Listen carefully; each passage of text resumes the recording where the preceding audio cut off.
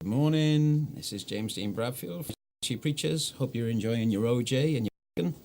And I'm Nicky Wire. I'm going to be programming a lot of songs later on in the evening, but we have a nice little taste of it, just a couple of tracks to whet your appetite for the forthcoming class in programming. So stick with us.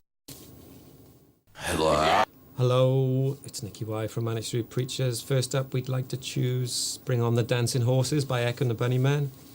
A really kind of magical record by them, incredibly melodic and mysterious. There's something really odd about this record. Unfortunately, I don't think Pete's on it. Pete DeFreitas is not on it drumming much. So they seem to be using the drum machine. It was a single for a greatest hits album, and I just adored this record. Ian McCulloch's voice on it is just so broken and sad and melancholic, and by the grace of God, Ian McCulloch ended up doing a duet with us on a track called Some Kind of Nothingness, which was one of the great moments of being in the band, because James, Richie and Sean's first ever gig was watching Echo and the Bunnymen many moons ago, and James and Sean and Richie particularly were obsessives. Yes, Richie used to have a replica Ian McCulloch haircut. He had a Tower of Fair with a little fringe there, which was Sugar and water. Sugar and water, and a tiny bit of hairspray. Yeah. Which was done to perfection every day. And I'm sure when Ian McCulloch met him on the Ocean Rain tour, when we played at Bristol Coastal Hall, when we were all fans at the backstage entrance trying to get their autographs, I'm sure I remember Ian McCulloch doing a double take and thinking, bloody hell, his hair looks better than mine. So, Bring On the Dancing Horses by Echo and the Bunnymen. This next track is Ashes to Ashes by David Bowie. Truly one of the greatest songs ever written. It's complete in a musical sense and lyrical sense. The actual record is just utter genius engineering and production. And we have a couple of strange little connections to this record, because we worked with Tony Visconti, that produced this record. We did some tracks off our album Lifeblood with him over in New York, which was kind of weird for us, because it was weird to be working with the legendary Tony Visconti. And also the guy that appeared in this video, Steve Strange, was a Welsh boy from the same valley as us, and he actually appeared in this video, which was big news, wasn't it? Yeah, it was a really twisted our melon when a Welsh Valley boy was kind of dressed up in makeup in a double negative kind of video, David Bowie video. And this is musicians are not always artists, but sometimes the greatest musicians can produce art. And this is pure art, this song. Slightly neglected, because everyone obviously goes back to Heroes and the Berlin period. But it was number one, though. I think this is a better record. I think Ashes to Ashes, that line when he goes, I've never done good things, I've never done bad things, I've never done anything, whoa, whoa. And Sean, the drummer in the band, had in the Scary Monsters, he had a copy of this album when we were young, and he used to play it to death. This was V2 Schneider on it? No, that's Heroes. Oh yeah, what's the one he used to play off this? Used to really annoy me. It might be the title track. I can't remember. Scary Monsters and Super Creeps. That's right. But yeah, this was kind of David Bowie's comeback in a strange sense. It was no one all over the world. Commercial comeback. Yeah. So there you go. Ashes to Ashes by David Bowie. This is I Want You Back by the Hoodoo Gurus, one of the great Australian bands in my opinion. This is off the album Mars Needs Guitars, I think. I remember buying this album from Spillers Records in Cardiff.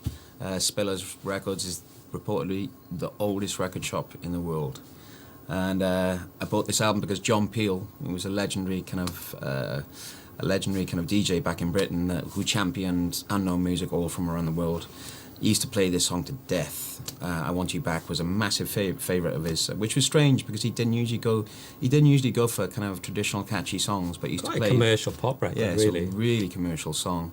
And then the next stage of my Hoodoo Guru story is I went to see them play in a venue in Cardiff called the New Ocean Club. I had to take 3 buses from the valleys of from the South Wales valleys to the capital of Wales, Cardiff, to see this band in a venue I'd never been to before, in the big bad city, which was Cardiff, which I'd barely been to before. And I was absolutely blown away when I watched the Hoodoo Gurus play in the now defunct New Ocean Club in Did they Cardiff. all have the paisley shirts on and They stuff? did, yeah. And the bad hair? And they had the kind of bad hair. And they had kind of paisley guitars as well. Yeah, that's and it was right. just Just So one effervescent, this record. It just slams in, doesn't it? Makes you feel so good. Really fast. Want you back. Brilliant band. One of the great indie pop songs. I Want You Back by the Hoodoo Gurus. So next up we have the mighty genius that was and is Morrissey. The post-Smiths comeback, I think. Suede Head.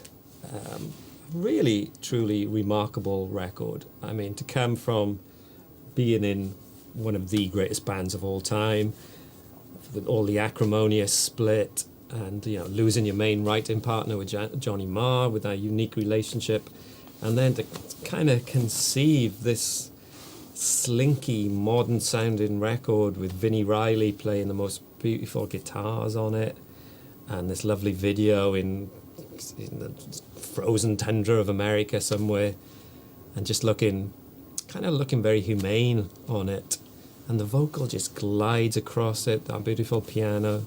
Probably the most modern he's ever sounded, I think. And Morrissey's taught me, he's just made my life better. Morrissey has, lyrically, culturally, in so many ways. He's just made my life much more interesting, and I thank him for that. There's only one other artist really that's left a utterly legendary band and gone on to do something as good in many respects. There was John Lydon from the Sex Pistols that went on to form Public Image, and then obviously Morrissey became a solo artist after the Smiths, like Nick said, and you just doubted whether he could do something which was truly as beautiful and as earth-shattering as anything he'd done in the Smiths. But he did with this song. It was just absolutely. I think the video is in Indiana. I think so. It's James Dean's birthplace and stuff. So. Long live Morrissey. Yeah. Hope you've enjoyed our morning selection. Hope it's given you a sparkle. I hope it's going to make your day easier. We go more in depth later today. Stick with us, and we'll drag you down to our level with 6 hours of Manic's World. So be there tonight, and we will make great company.